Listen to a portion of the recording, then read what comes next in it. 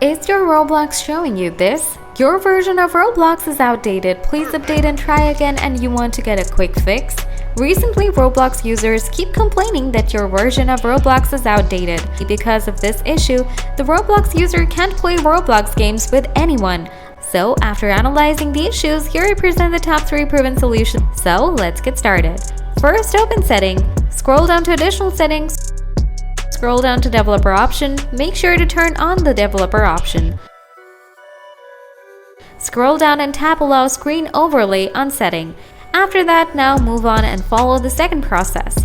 To follow the second process, open Setting. Scroll down to Apps. Tap Manage Apps. Lock for the Roblox application. Tap on it. Now tap Auto Start. Scroll down, tap Battery Saver, tap No Restriction.